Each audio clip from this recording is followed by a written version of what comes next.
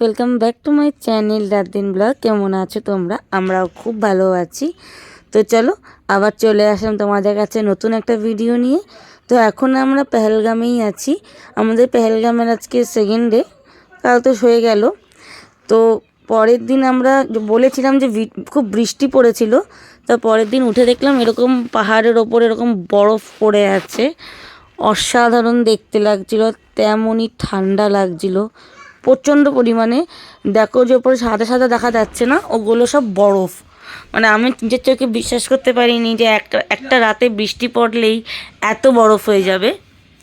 যাই হোক, আমি অনেককে জিজ্ঞাসা করলাম যেটা বরফ কিনা, বললো হ্যাঁ এটা বরফ।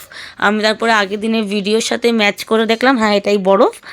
তো চলো, এত ভালো লাগছিলো, মানে বিশ্বাস করতে পারছিলাম না। তো প্রচণ্ড পরিমাণে ঠান্ডা লাগছিল। তো মার মনা চলে গেছিলো ওখান থেকে, মামাকে বললো তুইও চলাম, তোমরা যাও আগাও আমি যাচ্ছি। তো তা না করে আমার সাথেই তারা চলতে লাগলো। বললো একা একা কোথায় তুই যাবি? আমি বললাম না থাক, চলো বাদ দাও, তোমরা আমার সাথেই চলো। তো দেখো তোমরা।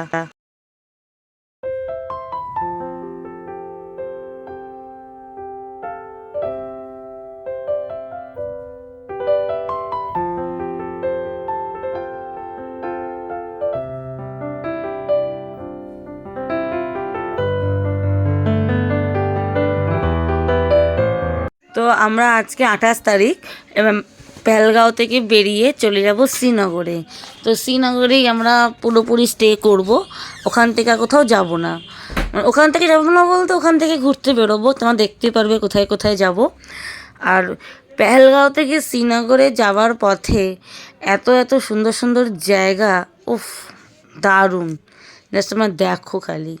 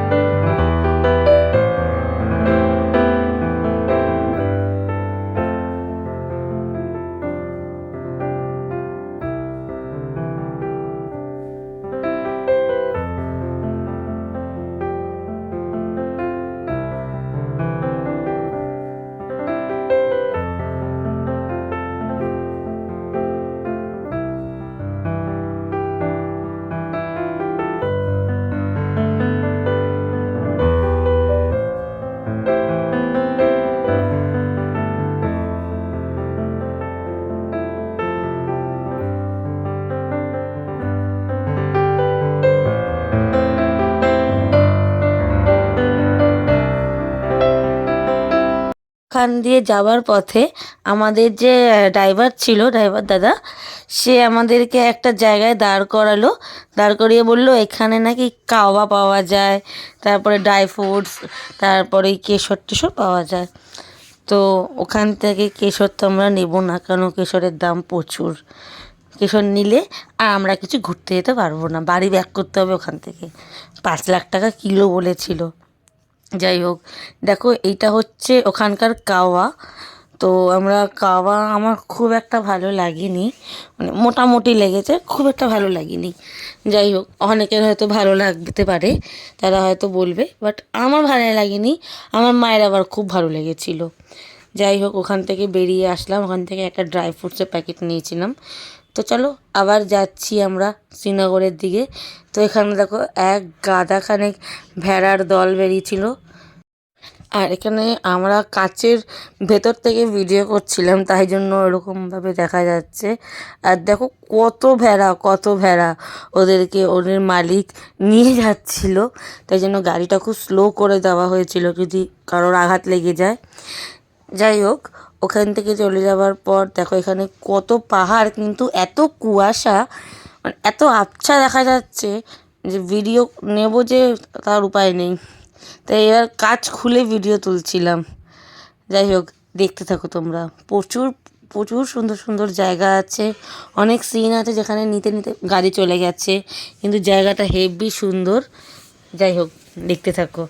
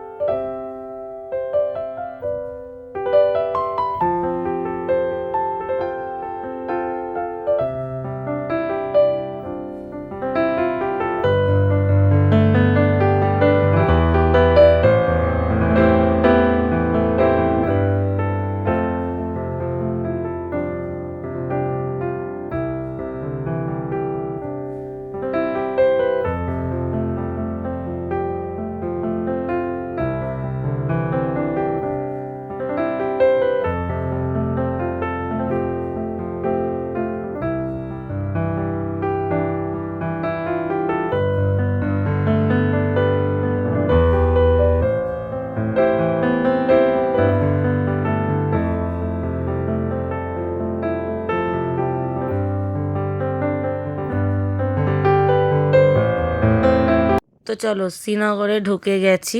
আর শ্রীনগরে ঢোকার সব থেকে বড়ো একটা এক্সাম্পল হচ্ছে লেক, ওখানকার যে ডাল লেক। আর দেখো ডাল লেক শুরু হয়ে গেছে, আর শিকারাও শুরু হয়ে গেছে। ডাল লেক বুঝবে কী করে? শিকারা দিয়ে। তো শিকারাও চালু হয়ে গেছে। আর কত বড় যে লেকটা, ডাল লেকটা এবার তোমার দেখতে পারবে, কারণ আমরা ডাল লেকে উঠেছিলাম। হাউস বোটে আমরা থাকিনি, ডাল লেকে উঠেছিলাম। তো তার ভিডিও আরেকটা ব্লগে আসবে, মানে একসাথে দিলে অনেকটা লেন্দি হয়ে যাবে বলে আমি আর দিইনি। ওটা ভিডিওটা পরের ভিডিওতে আসবে, ডাল লেকের ভিডিও। তো চলো দেখতে থাকো তোমরা। আর এতটা সুন্দর, জাস্ট পাশ দিয়ে আমরা যাচ্ছি, এতটা সুন্দর, জাস্ট কিছু বলার নেই। যে রাস্তাটা ওই দিকে চলে যাচ্ছে না, ওইটা অন্য একটা মার্কেটের দিকে যাচ্ছে, ওখানেও হোটেল পাওয়া যায়। তো আমরা ওই মার্কেটে যাব, তখনই নামটা জেনে বলবো। তো অন্য দিকে চলে যাচ্ছে, আর এটা চলে যাচ্ছে অন্য দিকটাতে। তো শ্রীনগরেরই এর একটু আগেই থাকবো আমরা। তো দেখো এটা পুরোটা তোমার ডাল লেক, এত সুন্দর, এত সুন্দর, অসাধারণ। ক্যামেরায় আমি যখন বলছি তখন যেমন লাগছে, যখন আমি নিজের চোখে দেখেছিলাম তখন মনে হয় আরও সুন্দর লাগছিল। যাই হোক, দেখতে থাকো তোমরা।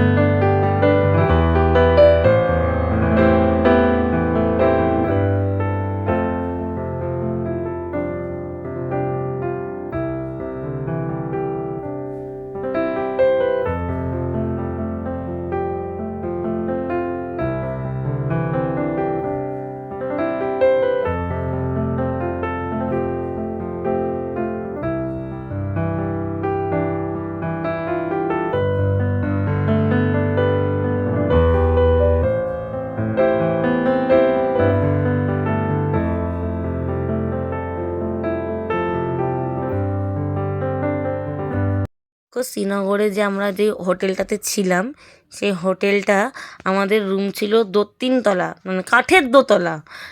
আর পুরোটা কাঠের, মানে নিচে মাটিটা হচ্ছে সিমেন্ট, তারপর থেকে যা যা আছে দেয়াল সিঁড়ি টিড়ি সব সমস্তটা কাঠের।